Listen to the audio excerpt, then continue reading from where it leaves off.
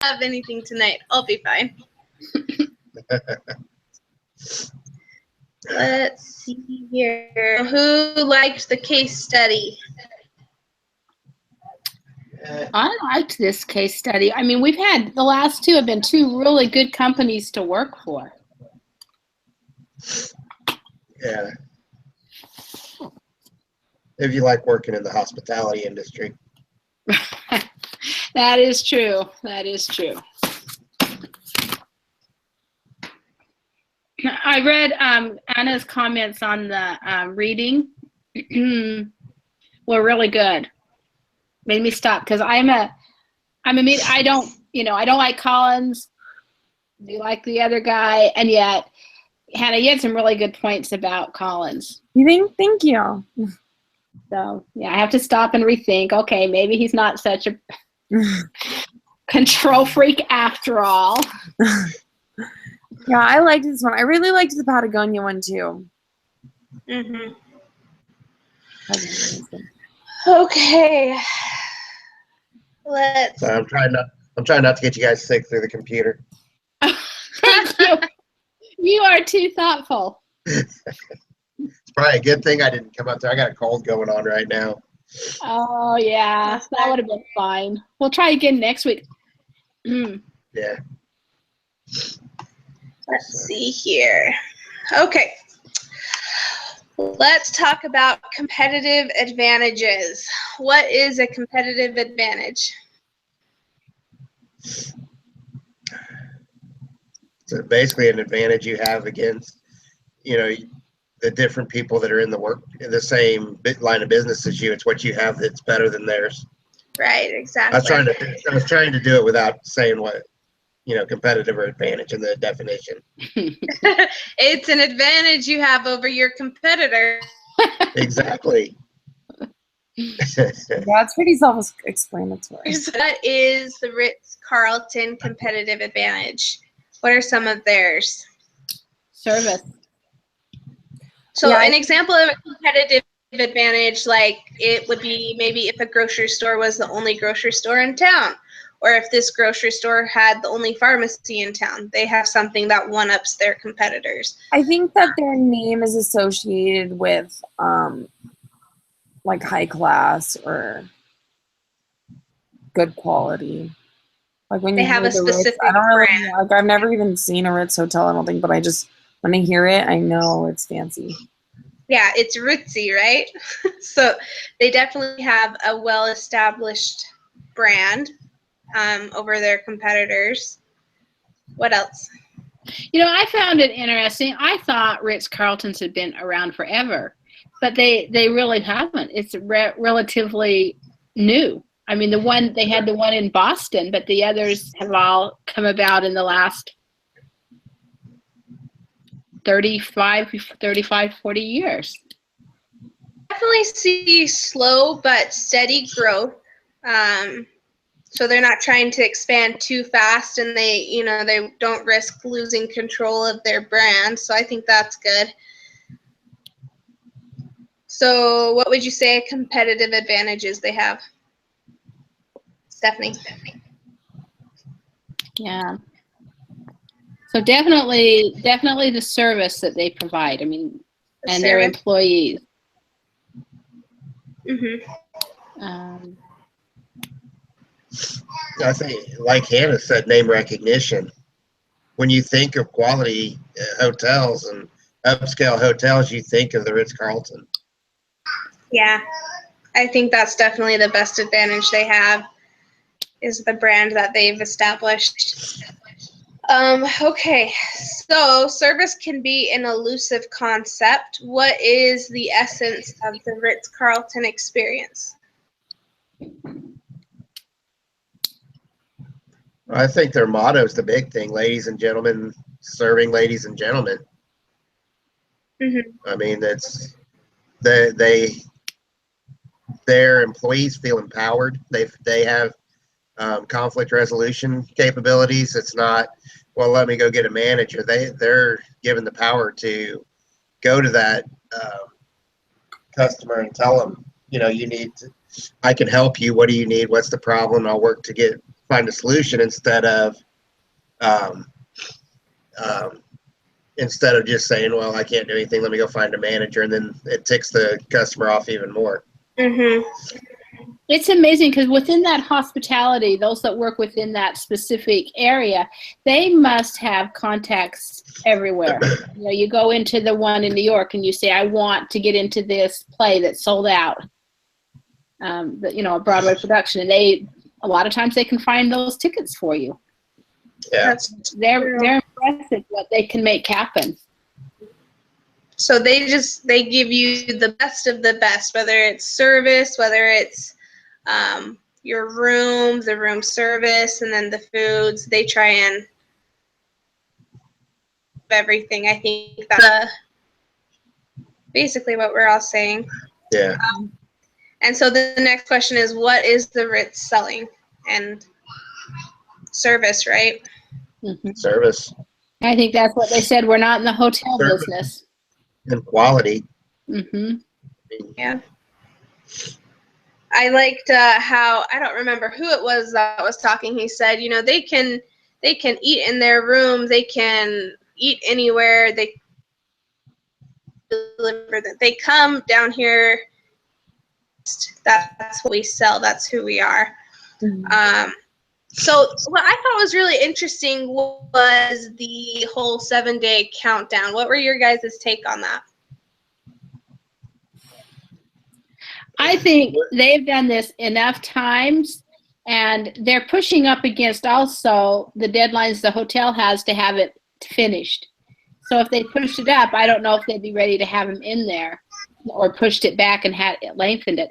They have done this so many times. They're not trying to train people that have never worked in the hotel. All they need to do is teach them and train them in their brand, and so that they become part of that culture. If I were to extend anywhere, it would be on the back end where they have, you know, they only have 3 days to really learn their job. I would add a few days there, but I wouldn't add that many because I think they know what they're doing, and they have hired and have the ability to hire the best. So what do you think about the specifics of it though? Like, what do you think about having a pep rally and then having a welcome and then spending 3 days training, or the paper pilot? What was of the process stuck out to you the most? Here, my take on it is, and this is what I put in my case, is Ritz has kind of got the this is how we've always done it and this is how we're always going to do it type thing. But that's not always the case. That's not always the best scenario, because maybe adding a few days on would help gain that extra occupancy. They don't know. I said that they should try it. You know, extend it out on their next hotel opening, do a cost analysis. If they do get better results, you know, it's worth trying. It's not one of those things, because times changed from when they were doing that. You know, their people change. You've got the millennials that, you know, as much as, you know, you beat a dead horse, they're not the best workers all the time. You know, so you're getting into a workforce that you've got some really good workers, but it seems to be harder to find them. You do get a lot of response. There's still going to be turnover. There's still going to be people that just don't want to do what Ritz asks. So I think they should extend it out a little bit more and try it, and see what the cost benefits could be from it. You know, one of my So you're suggesting add a couple days and add more training, or so you can open it with a higher occupancy level? Well, Kind of like what Collins is saying. the hope is to open it with a higher occupancy level, but it may not work. But, you know, like you say, if the staff messes up, they're going to mess up a little bit more the first few weeks as they're getting into it. So if they had a few extra days or an extra week of, you know, learning the recipes, you know, getting better at cleaning the rooms, being more efficient, you know, the guests are going to come in right away and see, hey, this is a top-notch staff. And then they're going to come back. They're going to tell their friends about it. So it could expand the occupancy rate quicker than if, you know, yeah, we went to this new Ritz-Carlton. You know, the staff, you know, they're okay. They try, but they're just not where they need to be yet. And then they don't want to come back as much. So I think there is a valid point that if you do try to train them up better, that there could be a possibility of a higher occupancy rate quicker. And I think they should try it and do a cost analysis to to see if it really would work. You know, my question is the 50% occupancy rate that they shoot for, that they start with, is they could probably start higher, but they choose 50%. And I wonder if it's not just the training that's involved, but the physical facilities also. This is a new hotel. These systems haven't been tried and used. And so if there's a failure anywhere in the system-wide, they don't want to be too full that they can't handle that also. Well, yeah. My thought is, like, how much can you actually learn in a classroom? Like, how much will a couple days actually help if you're just doing classroom learning? I mean, the real learning and experience comes when you open a hotel and you're actually doing the work, and you have to do trial and error. I think, yes, they could definitely try to see what would happen, but what are some long-term risks they could have if they did try and open it with a higher occupancy and the crew wasn't ready yet? Then it would completely change their name. Like, I felt like at the end it was like talking about how like 5% doesn't sound like a lot, but that's thousands of people, and that's like a lot of people, and word of mouth, and I'm assuming that their customers are customers that are like loyal customers that go often. So if they like mess it up once, it's kind of like they just ruin their name. One bad review can reach, thousands of people with social media, and they are risking their brand if they try and push themselves too much, I think. So, But I think you risk hurting the employees if they're put under too much. Like they said, they protect their employees. And I thought that was interesting choice of words, because sometimes companies don't protect their employees. They get overworked, they get overstressed, especially when you're opening up something. Mm-hmm. And I think that could increase turnover, which would hurt the company as well. It would, but I don't think first week, 2 weeks, whatever is going to be the higher occupancy rate. What I think happens with the earlier, the extra training is you're going to have, your first week's still going to be 50% or whatever, maybe your second week. But instead of the third week being 55 and then 58, then 62, you're getting a better incremental gain where it's 50 to, then the third week's 60, then 65, 70, 75, and you get a quicker deal with the occupancy rate. So I don't think it's going to hurt them short term. They're still going to have the lower occupancy rates first week or two for them to get used to what they're doing. And now it may end up that they have to learn a little quicker than what they would the other way, but if they have a little bit more training at the front end, it evens it out. Then they become profitable quicker, and they get up to that 80% fill rate a lot quicker and turn their profit quicker, and it makes it for a better company. Yeah. That's a good point. They still have the time to ramp it up. Yeah, I think short term, there's shorter term. Yeah. Okay, so how does the Ritz-Carlton create ladies and gentlemen in only 7 days? What are some key things in that 7-day countdown they do? I think one of the big things, it just kind of reminded me of Catherine's first meeting in the dysfunction book, because they had them sit around, they had them tell a little bit about themselves, go around and get to know yous, and then they put them all into groups in their different job capacities and asked them to put goals together for themselves. They gave them the opportunity to figure out what their goals are and what they needed to do and how they needed to accomplish it. They didn't just come out and tell them, this is how you're going to do it and have to do it. They kind of empowered them to make them a part of the process. Mm-hmm. They make their employees invested in their cause. I think they're part of it. That's a really great point. It was interesting that, at first it's almost like a deluxe pep rally. You get excited, cheer, we're happy to be here. But then every way they treated them was with such respect. And I the interview process on. Yeah, the interview. And if you weren't hired, you went away feeling really good about it. But their treatment of people was always just with incredible respect. Yeah, and I think that's a lesson a lot of people could use today. So, but they modeled everything that they wanted them to do. They did it, and they saw them doing it, and that, right down to, this is how we dress. Let's have a fashion show. Straight up. Everything. Oh, sorry. It cut out. I thought you were done. Sorry. You're good. I missed that. What did you say? I don't remember. Oh, I was just saying everything was modeled, right down to the clothes when they had a fashion show. Yeah. What was I going to say? I don't even remember. Oh, I like how they were very straight up with also their expectations. They had fun, but it came down to it. They made it very clear what they were very serious about. Mm-hmm. And I thought that was, they had straight talk that communication in a company. Anything else, Hannah? The 7-day thing was like kind of confusing to me. Like, I didn't see why it had to be 7 days. And I thought maybe anything that passed would have just been, I don't see why they had to do it that quickly.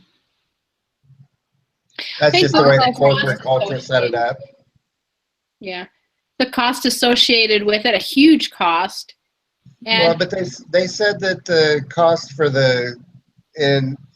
in comparison to everything else, the cost of that 7 days was actually pretty low compared to everything else they did to get the startup going. But then so adding a few days wouldn't be that big of a deal. Yeah, if they're extending it, they're paying someone's salary when they don't have any offset with any income coming in. Well, no, they said it wouldn't make that big of a difference to extend it a couple days. But I want to know, what actually are they learning in those 3 or 4 days that it's training?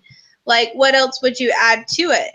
Well, everything comes by repetition, doing it more and more. So even if it is dry runs, they go in and burn a hole in the bed or something. They go through everything that they've seen in the past, and they throw those scenarios out there. And even though it's dry runs, they're still cleaning up crap out of the bathrooms, throw up in the halls, just throw some chum stuff out there, whatever. But throw all that stuff out there and keep testing them and getting them quicker and quicker and quicker at doing that. And the more efficient they are.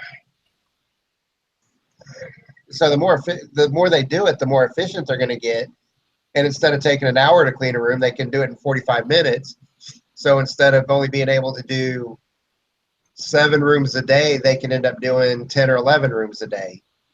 So I think we talked about having. I think they had like one afternoon or one shift where they had like mock meals and everything. So maybe just extending the whole trial period, or not trial period. What am I looking for? But actual experience. Okay. Yeah, and and not even that, but bring in some. Doesn't have to be customers. It can be people, employees from another Ritz, or just. I know it adds a little bit of extra cost, but have them come in and be customers for a couple of nights and make it real. When it's going to be the customers that are going to be paying long term and coming back and making the reviews, you've got to do it with people that, are inside. Yeah, it's a little bit more of an expense, but it also, I think, would help them gain more of a profit quicker, and it's going to offset that expense pretty quick. I like that. I think that's a great idea. I hadn't thought about that.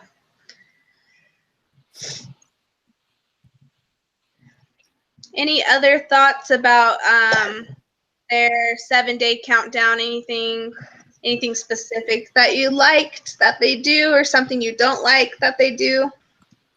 I was just thinking about the very beginning when they all get into their particular groups and they start chanting kitchen staff or whatever it was, and cleaning staff, and they try to be as louder and louder than each other.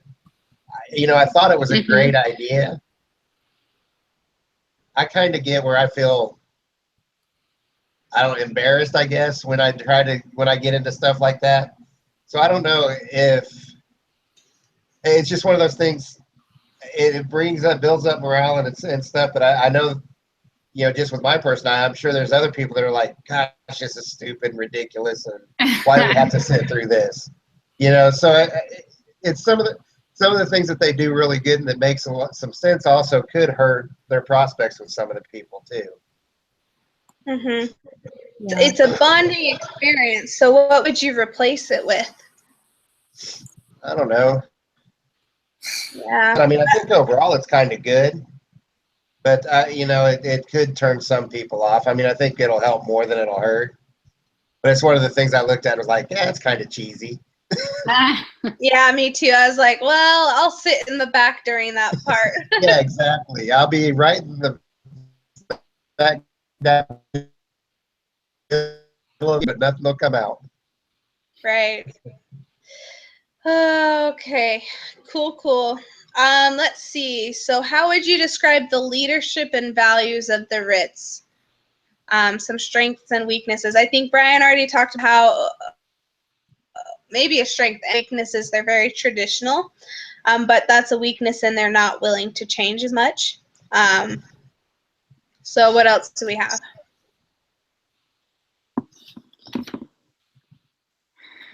I don't know. I think the strength of the management is that, all the way up to the chief executive officer of the company or the president of the company, kind of all the roles. I mean, he started out as a dishwasher or something, and has worked his way up to the CEO of the company. Mm-hmm. He could jump in and make the meals. He can jump in and make the beds. And, when you see that from a manager and somebody as high up as that, I mean, that adds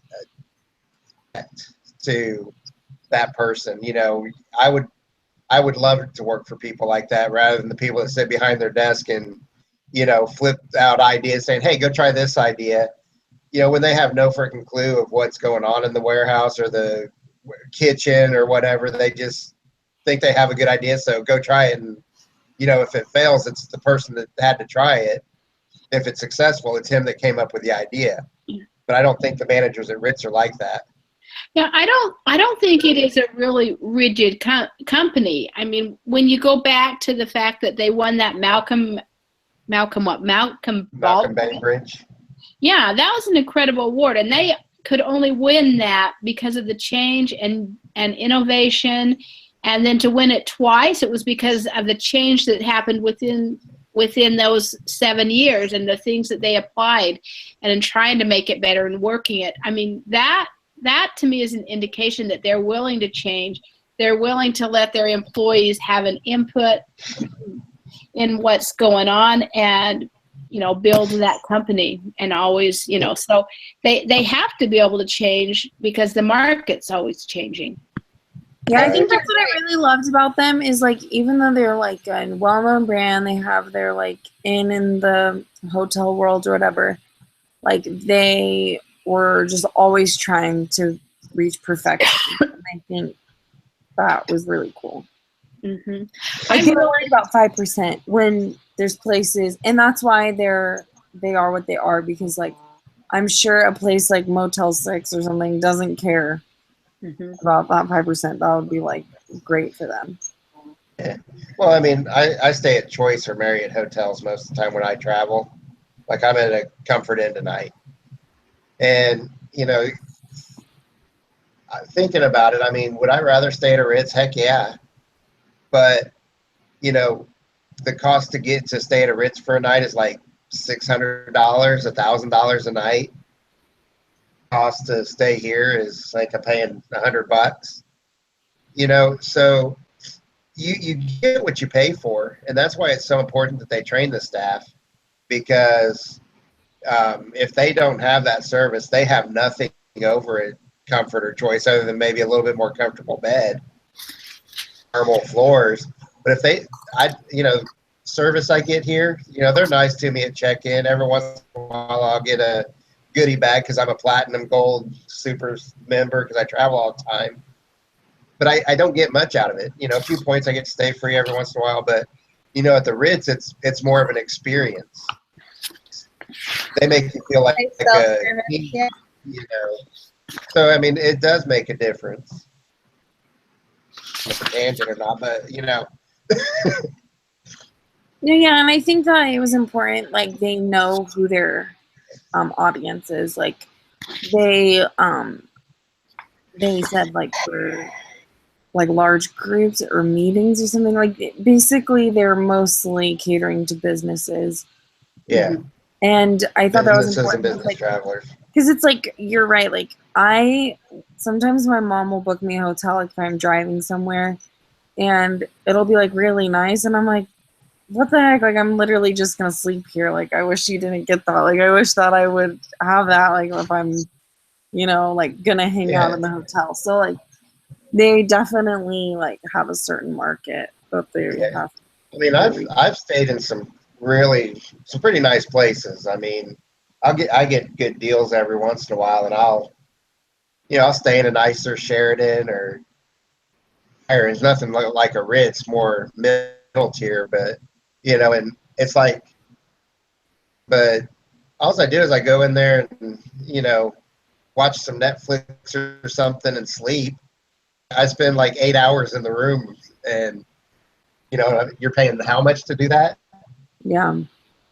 So, there was I agree. Someone said that they said, I refer to living at the Carlton as assisted living for the young. I thought that was hilarious. So, but I do think that as a company and their leadership, after they've opened, they kind of let the staff pick their new managers if a manager turns over. They're obviously willing, like that always comes to my mind, like the amount of trust they have in their employees, the fact that they're willing to not micromanage unless, problems arise. But that does show to me, like you were saying, Stephanie, that they're willing to adapt and change over time. It seems to me, though, McBride was a little bit offended with Colin's suggestion, maybe because he's coming from the outside of the company. But so in the end, should McBride lengthen the amount of time spent training? Why or why not? So let's, as a group, kind of come up with the general consensus. Before I was like, no, he shouldn't. But after listening to Brian, I think like that might not be a bad idea. He had some good ideas of how they can look down on mistakes once they actually open. So I think read the question again. Their whole culture, the whole culture of Ritz is to be able to work with people and to be able to bring people together and to have an enjoyable experience. So because of that, I think with the next opening with Millennium, that I think that they should explore that and use that as a trial run to extend the days, whether it's 10 days or 14 days. I think 21 days would be much too long, but but 21 days would be for their relationship, the essential relationship that they have with Millennium, that I think that they should. Yeah. So here, just let me throw this out real quick too, just for food for thought. And I did bring this up a little bit in my paper is, so this Millennium Partners Group, they have more contracts with the Four Seasons than they do with the Ritz, which Four Seasons is their biggest competition. But if you think about it this way, maybe this guy likes the Ritz Carltons better. Maybe he doesn't. Maybe he's trying to blow them up, blow it off. But I think, they're making money off both. I don't think they want to screw either one. But maybe the Four Seasons does have a little bit longer training period or orientation period. And if you look at the stuff in the appendixes or exhibits, the Four Seasons actually it's a little bit lower, but they're able to chart. They have more per room revenue than what the Ritz does. Mm-hmm. So I'm thinking maybe he's kind of without going against the Four Seasons or doing anything, because he's wanting to maximize his profits. He's going and telling them, hey, this is what I see at the Four Seasons. Why don't you guys try it? And I think that could be part of what Collins is talking about there. Some inside scoop without giving him an inside scoop. Yeah, I can see that. I didn't even think that's a about good that. point, is the fact that he knows Collins knows the Four Seasons, and so he's probably trying to bring some of that culture into the Ritz and Ritz into the Four Seasons, the best of both worlds. Yeah. Into his properties. That's a good point. But when it comes to, I think Ritz is very aware of what the Four Seasons does. For example, when they want to hire someone, they're going to go to a restaurant. They're going to have good, really good service, and McBride's going to hand them a card saying, "Hey, come interview with me." So I think they're sending people into these other areas and knowing what's going on pretty closely. Yeah, I mean, yeah, I'm sure they have like mystery shoppers and stuff and look at different things. But, when you have that kind of an inside presence, I know it's something that they said was kind of a somewhat of a detriment, I guess, if that's what you want to call it. But kind of a bad thing that those partners were dipping their hands in both sides of the cookie jar. So it could be a benefit. Did you bring that up in your paper? What's that? Using kind of that dipping their hands in both sides of the cookie jar. No, I mean I talked about how, I think that the partners are trying to subtly tell them what works best at Four Seasons that they should implement in on their side to make theirs work, because all they care about is the profit and the bottom line. So what do they care if they're giving some stuff up that helps the Ritz, as long as the Four Seasons stays profitable for them too? That's my opinion and thought on it all. Mm-hmm. Okay. So let's talk about how much more time we think we need to get the staff ready to 80% occupancy. So we're thinking I think we talked about maybe 10 days or 14. I'd say 10 and no more than 14. No more than 14. Yeah, I would say Okay. 10 to 11 would probably be good. I mean, because then once you get too much more, I think some extra time is good, but if you add too much time in, it's going to become kind of too monotonous and too waste of time. Yeah. Too much of a waste of time. But I think that they could benefit from a few extra days. Okay. Stephanie, Hannah, any input on how many days you think it'll take for them to get that extra training? I think I was thinking like not quite double, but like 12 days, just to make it 12. Because I think like lengthening it, like it makes the investment worth it, like investing the money. Because 7 days is just like, I don't think it's even worth doing. But then doing anything more than 12 would just probably be too much. Gotcha. So the next question is a little bit different. It wants to know what's the standard we would have to say that they are ready for opening? The employees? Yeah, the employees. What's the standard for the employees? Here's what I think they should do. And is they should take time studies of their other facilities, get kind of an average of how long it takes to clean a room, look at the quality of the food, check-in experience, and they should not necessarily set goals, because I don't think that's the Ritz way. I think the Ritz is more letting the employees set the goals, but maybe show those there. And I think for initial starting, maybe be into 75% of that goal or that average. But most people have some kind of competitiveness. Excuse me. Most of the people have some competitiveness to them. So if they see what the average is, most people are going to try to beat that average. That's what they need to do, is do time studies and get some things together to show what can be done or what's average to be done. Like I said, 75% of that goal by opening day, and then let them strive to meet and beat that goal in the future. Mm-hmm. My idea, what I was thinking was, you kind of have the same day set up, but on day 7, you kind of have a test or a trial run and like it would be time to clean a room or getting a meal out to customers, or for waiters like handling a hard customer or something, I don't know.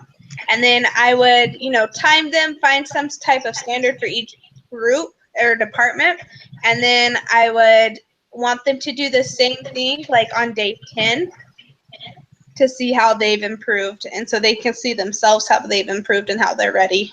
That's a good idea too. Stephanie, Hannah? I liked that. I thought that I was like that too. I agreed with that. What was that? I agree with what you said. Cool. Guys, we should open a hotel. Look at us. We should open something. We should go into business. We should make our own business. Mhm. I've got tons of ideas. I know. Let's see. How would you maintain the momentum if you're gonna lengthen the countdown? And How are you I gonna think keep it's it from being too stale, I guess? that is a good question, because I they're was going in on such a high with opening the way they've constructed it. well, I think they do the same thing though. I mean, they open up every morning with the meet and greets and all that stuff. They just keep that intensity they have. I know it's harder the longer you go, the harder it is to keep that, but I mean, like I said, I think if we've kind of agreed that maybe 3 days would be good, make it a 10-day deal. Yeah, it's an extra, few days, but you keep that intensity going and you just keep pushing, and when you have 3 more days, you may have a little bit more time to throw some extra things in there, maybe make some competitions of things. And Yeah. who can find the $100 bill in their room, to make sure they're cleaning it well You enough. can keep it. Just little things like that. Yeah. Some prizes, some competition or something like that. I think Yeah. that's an idea. Yeah. We could also, like, at the end of the day, they could have a relaxing, like, game time or something like that, or They could play work Monopoly. all day and then play for business in the front, party at the end, kind of thing. Yeah, or they can use like the hotel spa or something. I don't know. Mm. Take advantage of it. Do a vacation raffle or a free week stay at any Ritz of your choosing, something. There's ways to keep people interested. Yeah, Competition, there's not a lot of people that don't like some sort of competition. Mhm. My wife, you would think she doesn't like competition, but she is one of the biggest trash talkers and haha, I beat you people in the world. But she'll tell you she hates it. She hates sports and stuff, but she's bad. Oh man. Okay. I can talk about her. She's not around. Right. Talk about her anyway, but it makes it easier. All right, so let's make a connection with the reading. What principles, if any, from this lesson's reading would you apply to the case? So, the last few cases have almost been, the poster child companies that they can use for all their examples on how to do it. And, I wonder if those were some that were studied when they were coming up with their principles behind their books. I mean, you just go up the pyramid and you talk about trust. I mean, they empower their employees to deal with customers, whether they're the cleaning lady, the bellhop, whatever. If there's an issue, it doesn't matter what department they're helping the person out in. They jump in and start working. I mean, you've got, and that kind of goes into accountability as well.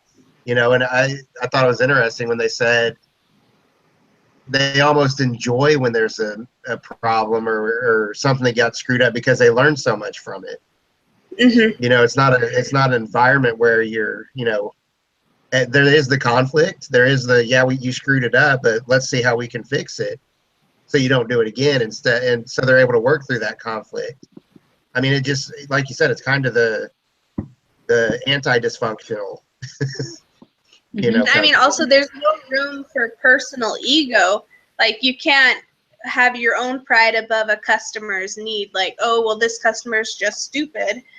I also think that being said, they're not too humble. You know how some companies are like, the customer is always right and the worker is always wrong. I mean, I've worked at places where they told me that. And I think there's some respect for the employees though, because they say, we are ladies and gentlemen, serving ladies and gentlemen. There's a good balance. There's not ego, but there's not like too much self-deprecation, I think. If I remember right, I think it's the Ritz. They authorize their employees to reimburse the customers up to $1,000. Yeah. I mean, that is crazy that somebody making, I'm sure they make more than minimum wage, but I mean, probably making $30,000-$40,000 a year in some of those positions, that they're authorized to give somebody $1,000 to keep them happy. But if you look at it on the other hand, how much is that individual going to be spending at the Ritz over the next 5 years?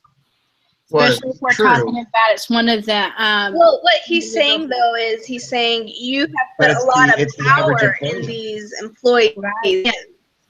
I agree. It's the average employee that's given that ability. It's not the managers. It's the employees. I mean, I couldn't go to one of my drivers and say, yeah, if you screw this delivery up, you know, go ahead and, you know, pay him $50 or something. I'd get fired.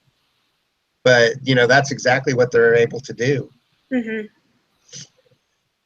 Yeah, I think, I don't know, like, so much if this is, like, connected to the reading, but I just really, like, I've learned over the cases that the environment that the managers are put in and and the employees are put in is, like, really related to the success of the company. Yeah. Cool. Well, anybody have anything else? We can talk about what they did. What do you mean what they did? They chose to do with the training period. Did anyone read up on that and find out what they did? No, I never read up on it. I never saw I always let you guys tell me. Well, in my research in that, I didn't really see anything unless perhaps something said I read somewhere and it was just kind of like a blurb that they may have gone to 10 days, but I'm not even certain that they did. I Googled it about 5 minutes ago and I found out what they did. What? So I looked. But Mom, I am an expert. I mean, Stephanie, I am an expert Googler. So we all know you can call her Mom. But yeah, so we're discussing. I looked this up real quick.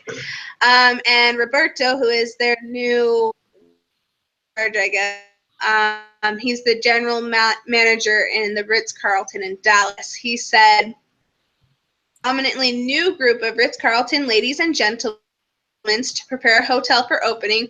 We chose our service champions from around the world." So again, he's talking about the hiring process and their leaders. The whole training, they bring these people in from around the world to train them. I mean, wow.